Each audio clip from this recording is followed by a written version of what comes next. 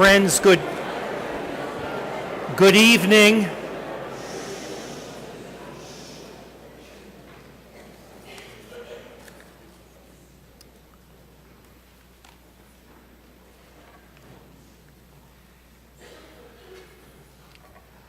On our Jewish calendar, today is the 17th of Tammuz. 3 weeks before Tisha B'Av, the 9th of Av, which is the commemoration of the destruction of the first and second temples, this day, the 17th of Tammuz, among other things, marks the initial breach of the walls of the second temple by the Romans. It is a fast day and also begins a 3-week period of mourning during which many Jews abstain from shaving or cutting their hair, eating meat, and celebrating festive events like weddings. Obviously, this year, today, the 17th of Tammuz takes on additional meaning given the events of the last month in the Middle East and the conflict between the Israelis and the Palestinians. So we gather together this evening as a community, as Jews have always done, in order to draw comfort, strength, and fortitude as we demonstrate our solidarity and our support for the state of Israel in the midst of this recent conflict. Beth Emeth is pleased to host this evening's gathering, and along with my colleagues, our staff, our lay leadership headed by our temple president, Lauren Islin, certainly we at Beth Emeth join our prayers and our hopes with those of the entire community in praying for peace.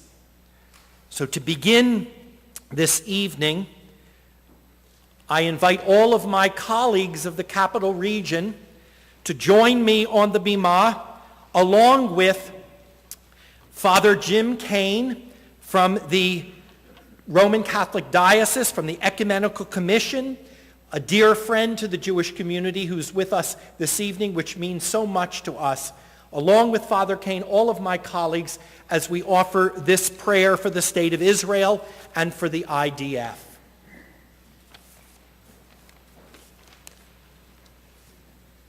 Jim?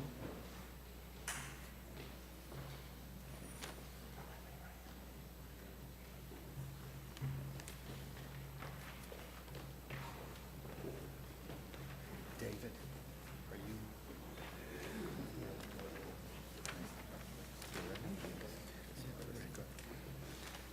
Sur Yisrael v'goalo, rock and protector of the people Israel, watch over the residents of the state of Israel who live under the persistent and ongoing threat of destructive missiles. Protect them from harm and strengthen their resolve at this moment of crisis, and calm them until the danger is past.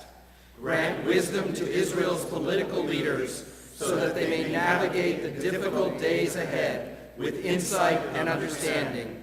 Strengthen the hearts of Israel's generals as they direct the Israel Defense Forces in its efforts to bring safety to Israel. God of hosts, sovereign of peace, protect the soldiers of the Israel Defense Forces serving on land, in the air, and at sea, as well as all those engaged in defense and rescue operations. Save them, Adonai, from all trouble and distress. Crown their efforts with success and bless them in all their endeavors. May they go out in peace and return to their homes and families for life and peace. Avinu Shabashamayim, our Father in heaven, bring peace to the land of Israel and eternal peace to all its residents.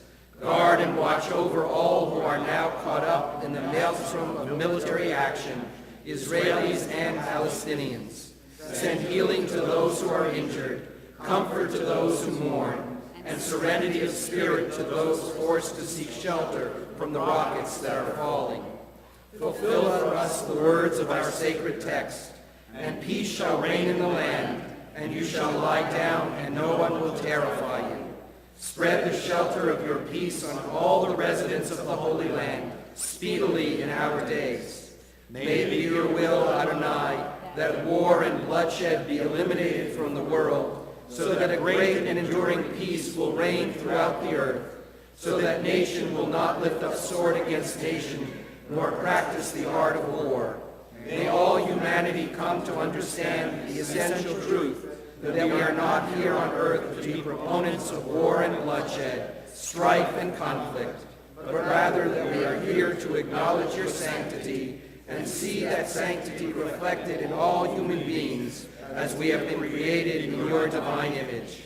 May it soon come to pass that each person shall sit under his vine and fig tree, and no one shall make them afraid, because the mouth of the Lord of hosts has spoken. And let us say, Amen.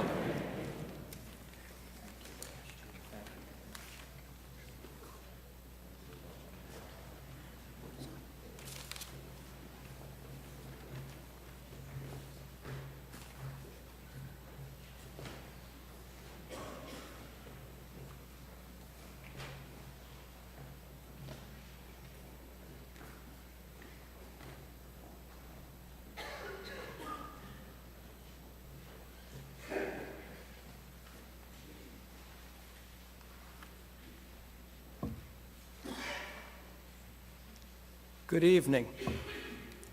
Thank you, everyone, for coming out tonight.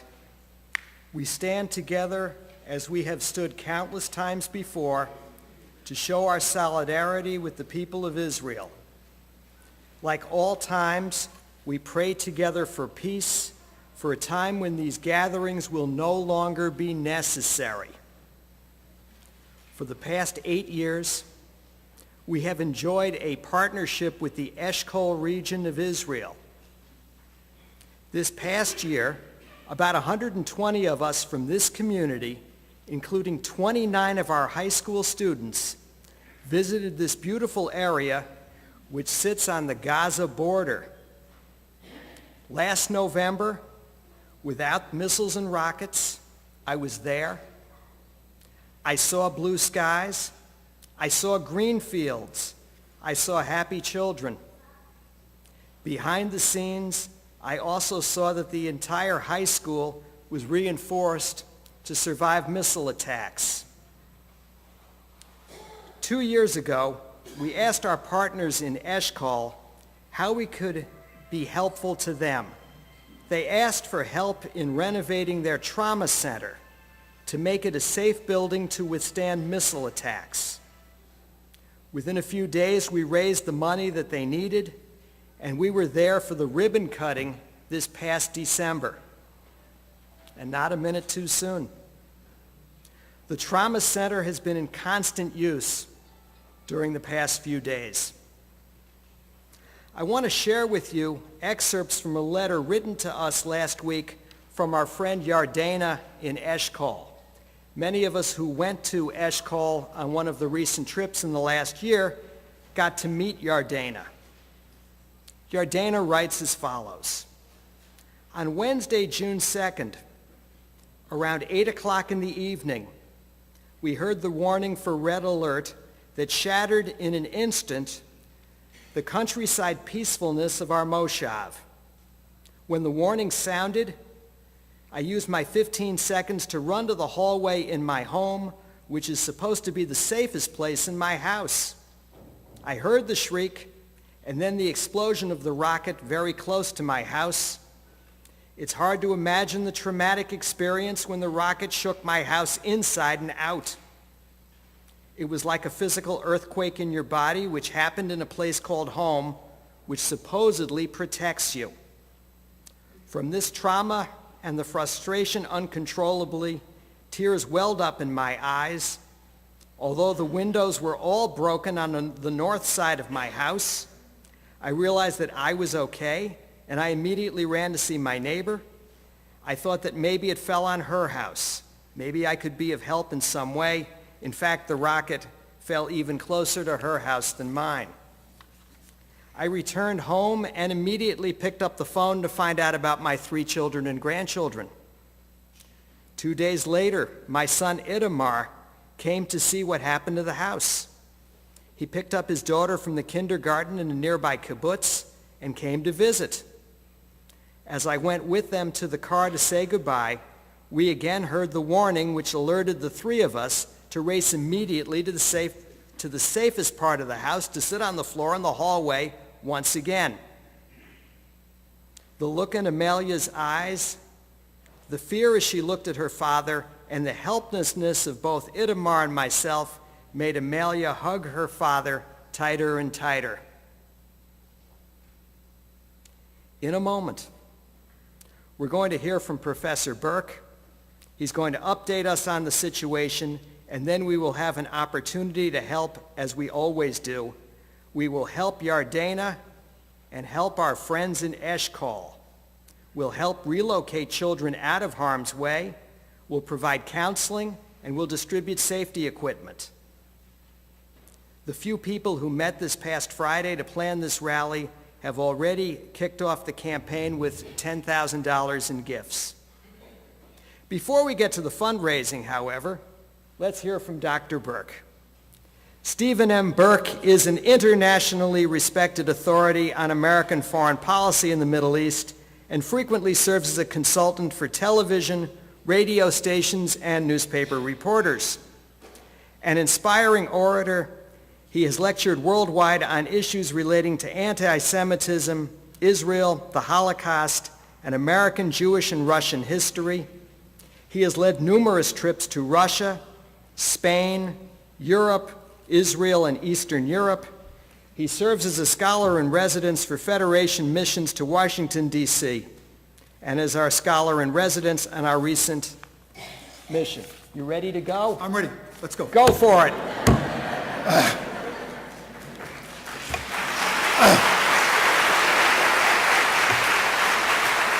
On behalf of Israel and the Jewish Federation, I thank you for coming. I tell my students ad nauseum, history is not stagnant. It's fluid. It's always changing. I think I'm right.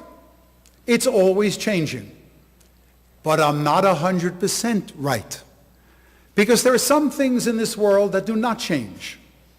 And one of them is the hostility, the ferocious hostility in large segments of the Islamic world, particularly in the Islamic Middle East, towards the state of Israel and to the Jewish people. This may not be politically correct, but no one ever accused me of being politically correct. So let me begin. In 1947, the United Nations, at the end of November of 1947, voted for Resolution 181, partitioning Palestine into a Jewish state and an Arab state. The Zionist movement accepted it. The Arab world and the Palestinian leadership rejected it. Do you understand the significance of that? Sometimes a people make a mistake. This was a colossal mistake. If the Palestinians had accepted Resolution 181, we would be celebrating the 66th anniversary of a Palestinian state. There wouldn't be a single Palestinian refugee, and those wars and that violence would not have taken place. In 1967, Nasser called for the destruction of the state of Israel. 1973, further calls for the destruction of the state of Israel. Terrorists of all organizations call for the destruction of the state of Israel. And when Hamas talks about a future, the elegant phraseology is, we are going to create a Palestinian state between the river and the sea. The river is the Jordan, the sea is the Mediterranean. You do not have to be a wizard of geography to come to understand that Hamas does not envision a sovereign Jewish state in even a truncated part of Palestine. And when it comes to the Jews, Hamas, Islamic Jihad, and Hezbollah have something very interesting to say. Now, I may not be the best historian in the world. I think I'm a good historian. But I know, I bet the family jewels on this one. Hamas says that Jews, not Israelis, not Zionists, were responsible for the French Revolution of 1789. That's a reach. Take it from me, that's a reach. That the Jews are responsible for the revolutions of 1848. That the Jews are responsible for both world wars. Not the Zionists, not the Israelis, the Jews. The Jews are responsible for virtually everything that is wrong upon this planet.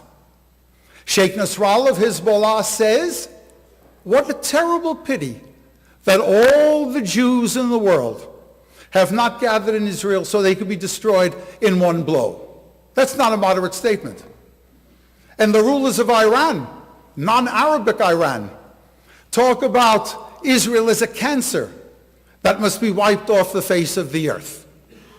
These are the underlying factors responsible for the current conflagration. The more immediate factors are that Hamas, up until, probably now as well, was in a very serious position. Number one, President Sisi of Egypt declared war on the Muslim Brotherhood. Hamas is a branch, an offshoot of the Muslim Brotherhood. And President Sisi, let's say, closed 80 to 90% of all the tunnels going from Egypt into Gaza. In addition to that, finally, Hamas, which is not the smartest organization in town, Hamas finally decided it was not in its interest to support Bashar Assad of Syria in the civil war that was going on. That is, most Sunnis in Syria were opposed to the Assad regime. So, of course, what did Assad do after Hamas declared its support for the rebels? Assad kicked them out. Damascus was a place of refuge for Hamas. It's not there anymore. And since Iran is a supporter of Assad's regime, when Hamas broke with Assad, the money began to dry up. And in addition to that, Hamas found itself in a difficult position because it could not pay the 42,000 civil servants who worked for Hamas. The money was running short. Hamas was up against the wall. Hamas is trying to enhance its position in the Islamic world, to make sure that everyone sees Hamas as being on the front line against the Israelis. That, I think, is why Hamas has engaged in this type of activity. Now, I'm often asked the question, will there be a ground invasion? And the honest answer is, I know where I'm standing, so I have to watch my language, and that is, I really don't know. I'm not a Novi. I'm not a prophet. I'm a historian. I will tell you a number of things, however. One is that a ground invasion will be very costly for Israel and for the people in Gaza. It'll be house to house, alley to alleyway. I suspect that at least 200 Israelis will die if there is fighting within Gaza. I hope it doesn't come to that. And of course, countless numbers of Palestinians will die. I will also tell you that this is an issue that you and I should not get into.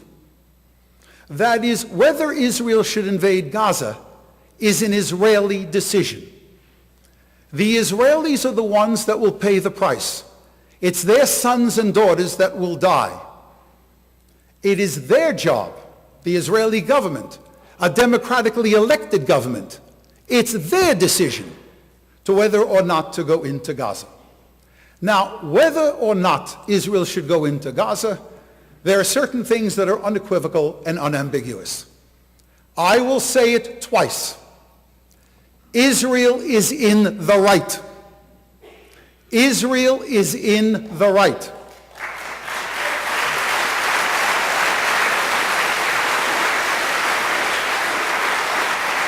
There is no country in the world that would have stood by being under attack. With its settlements, its towns, its cities, its kibbutzim, its moshavim, its settlements, thousands of rockets have fallen, and they began to fall long before those terrible murders took place. In short, Israel has the right to defend itself. In addition to that,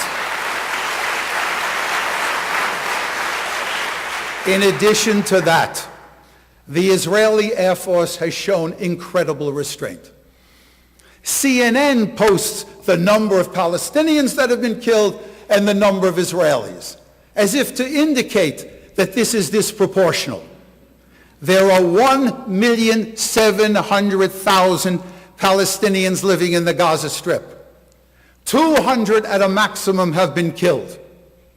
If this were genocide, as Mahmoud Abbas has said, you can bet your last shekel that indeed we would be talking about tens upon tens of thousands of Palestinians dead. And Prime Minister Netanyahu is right when he said in a good statement, he said, we use our missiles to defend civilians. They use civilians to defend their missiles. That's a problem. How do you get these people out? Now you got to forgive me for being a historian. I am a student and I teach the Second World War. Let me tell you this. In the Second World War, we bombed Germany by day and the Royal Air Force bombed Germany by night. If both of our air forces had operated under the restrictions that the Israeli Air Force is operating on, that war would not have been over in May of 1945. By bombing German cities, we forced Hitler to bring back the Luftwaffe to defend the German homeland, the Heimat, which meant that when we landed at Normandy on June 6th of 1944, we had control of the skies. And when the Red Army took Auschwitz on January 27th of 45, the Red Army had dominance over the skies. Air power is not a surgical strike. It is a tribute to the Israeli Defense Forces that the casualties are so low, and the ultimate culpability, the ultimate blame for civilian deaths in the Gaza Strip rests with Hamas. There should be no ambiguity about that whatsoever.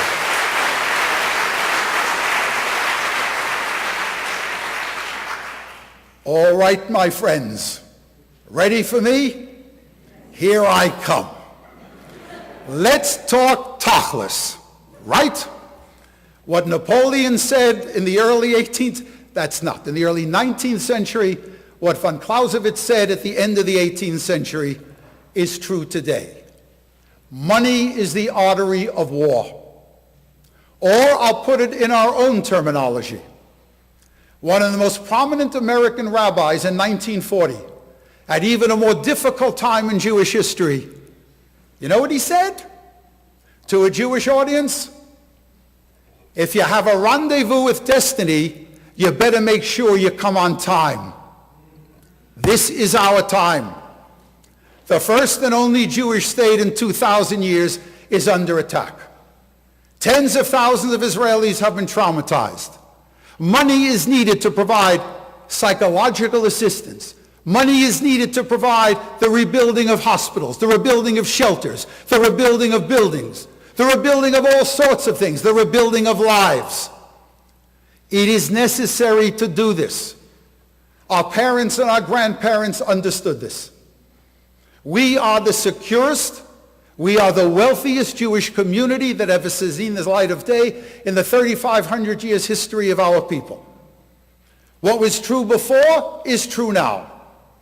If you've got a decent bone in your body, it is now time to come to the defense of this first and only Jewish state in 2,000 years. I am proud to say that one of the people, perhaps the first one to step forward, are friends of mine and friends of yours. They always step forward. The Price Chopper people, Jane and Neil Golub, they've announced a $10,000.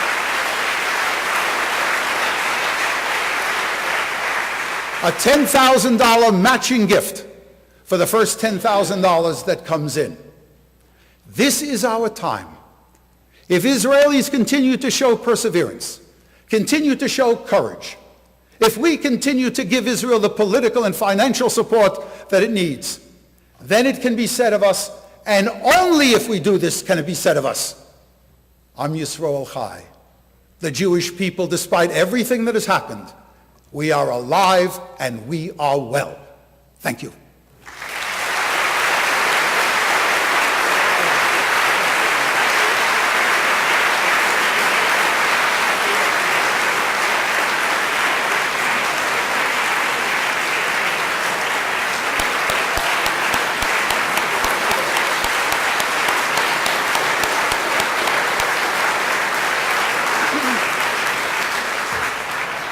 Thank you very much, Steve.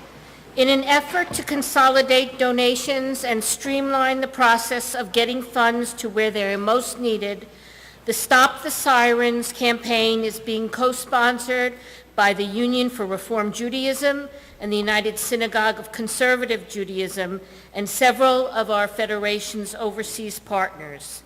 It is now time for action. Please use the form on the back of your program or pick up a new form from the desk in the lobby. Be generous.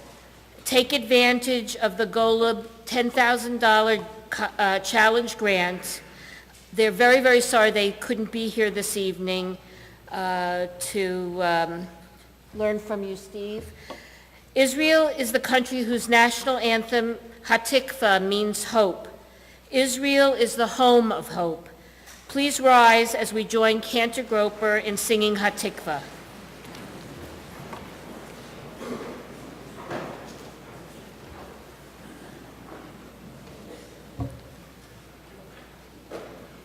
Kol od balev al penima, nefesh Yehudi homiha, ulfatei mizrach kadima, ayin letzion sofia. Od lo avda tikvatenu, ha-tikva pashnot apayim, liotam chofshi be'atzenu, Eretz Zion v'Yerushalayim. Liyotam koshi be'atzenu, Eretz Zion v'Yerushalayim. Thank you, Ray. Thank you, Cantor.